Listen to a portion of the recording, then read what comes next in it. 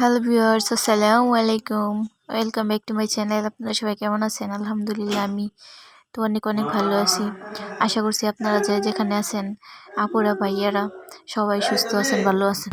আজকের ব্লগটি শুরু করলাম রাত থেকে।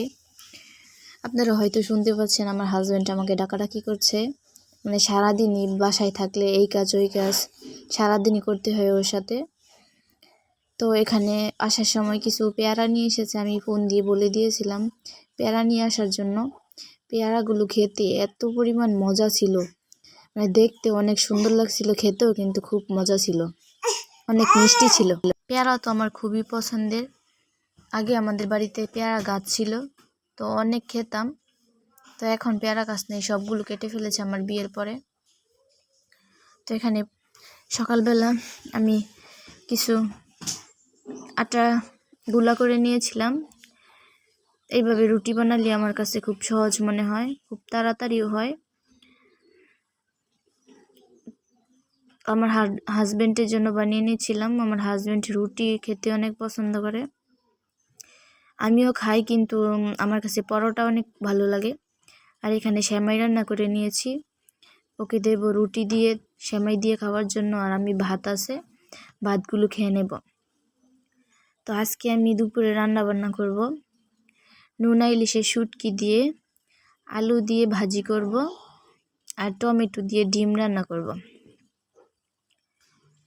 আশা করছি আমার ভিডিওটি আপনারা যারা যারা দেখবেন, অবশ্যই ভিডিওটি দেখার আগে একটি লাইক দিয়ে ভিডিওটি দেখা শুরু করবেন। আর আমার চ্যানেলটাকে সাবস্ক্রাইব করে দিয়ে আমার পাশে থাকবেন।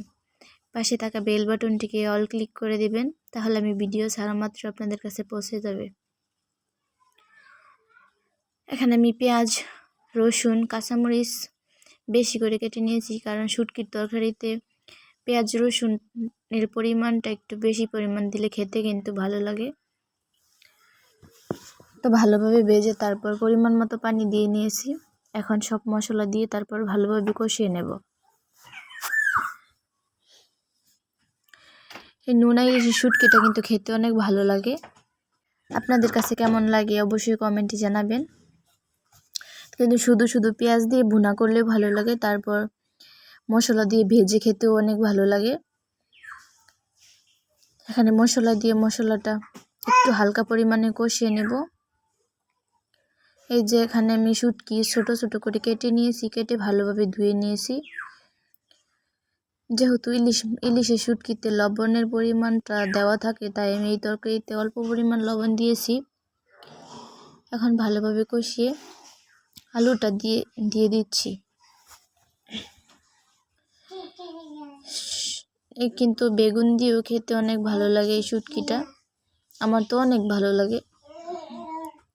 ওই দিন শুটকিটা নিয়ে আসছিল বাজার থেকে, ওই দিন আমি রান্না করে খেয়েছিলাম, কিন্তু আপনাদের সাথে শেয়ার করি নাই। আজকে ভাবলাম শেয়ার করি। প্রতিদিন তো আর মাছ খেতে ভালো লাগে না, তাই আজকে শুটকি রান্না করলাম। এই তো শুকনো শুকনো করে এখন কষিয়ে নেব। মানে সব ধরনের তরকারি আপনারা হয়তো বা জানেন, যত পরিমাণে কষাবেন খেতেও কিন্তু তত ভালো লাগবে।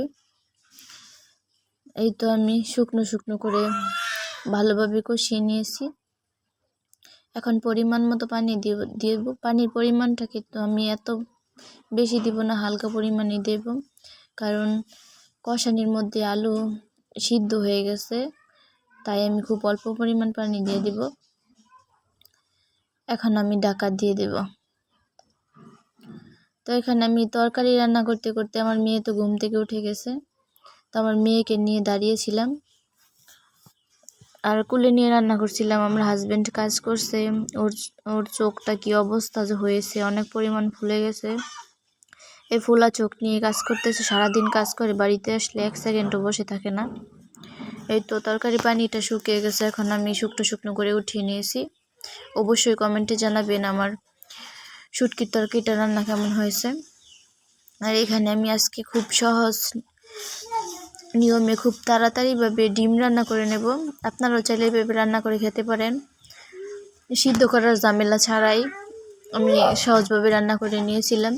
তো এখানে কিছু পরিমাণ পেঁয়াজ আর কাঁচামরিচ কেটে নিয়েছি। তো আমি লবণটা পেঁয়াজের মধ্যে দিয়ে দিয়েছি, কারণ পেঁয়াজের মধ্যে লবণটা দিয়ে দিলে পেঁয়াজটা খুব তাড়াতাড়ি সিদ্ধ হয়ে যায়। তখন একটু হালকা পরিমাণ ভেজে আমি পানি দিয়ে দিলাম। আমি বেশিরভাগ সময় এই ডিম এইভাবে রান্না করি। আমার সিদ্ধ করে ডিম খেতে ভালো লাগে না, সিদ্ধ ডিম কীরকম জানি লাগে, তাই আমি এইভাবেও রান্না করি, ভেজেও রান্না করি বেশিরভাগ সময়। তো আমি পরিমাণ মতো মশলাগুলো দিয়ে দিলাম। এখন আমি মশলাটা হালকা পরিমাণে কষিয়ে নেব।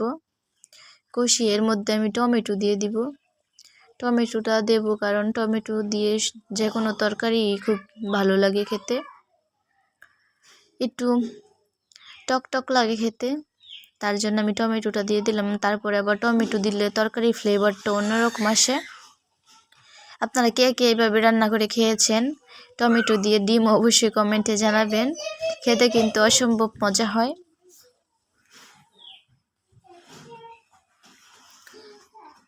তো আমি টমেটোটা কেটে দিয়ে দিলাম। এখন ভালোভাবে কষিয়ে নেব। টমেটোটা কিন্তু অনেক ভালো ছিল, অনেক সুন্দরভাবে সিদ্ধ হয়ে গেছিল, আর তরকারিটাও অনেক ঘন হয়েছিল টমেটো দেওয়ার কারণে। এই তো আমি অনেক সুন্দরভাবে ভালোভাবে কষিয়ে নেব, অনেকক্ষণ ধরে কষিয়ে নিব।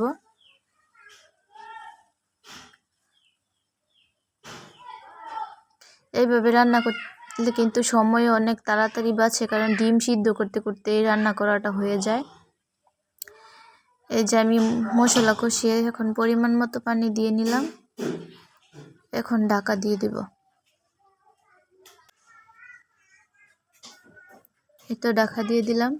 যে তরকারি ঝোলটা বলক এসে গেছে, এখন এই যে আমি ডিমটা একটা একটা করে ফাটিয়ে দিয়ে দিব। আমি এখানে 4টা ডিম নিয়েছিলাম। 3টা নিয়েছিলাম ব্রয়লার মুরগির ডিম, আর একটা নিয়েছিলাম আমার মেয়ের জন্য একটা দেশি মুরগির ডিম ছিল, ওইটাও আমি দিয়ে দিব। এই 3টা ছিল ব্রয়লার মুরগির ডিম, আর এটা ছিল দেশি মুরগির ডিম। এখন আমি একটু নেড়ে তারপর ঢাকা দিয়ে দেব। এই দেখুন কি সুন্দরভাবে হয়ে গেছে। সাথে সাথে কিন্তু দিয়ে নাড়া দেওয়া যাবে না, তাহলে কিন্তু ডিমটা ভেঙে যাবে। একটু যখন জাল হয়ে আসবে তখন ডিমটা নামিয়ে দেবেন। অবশ্যই কমেন্টে জানাবেন আমার এই রান্নাটা কেমন হয়েছে। আজকের ভিডিওটা এই পর্যন্ত। সবাই ভালো থাকবেন, সুস্থ থাকবেন। আল্লাহ হাফেজ।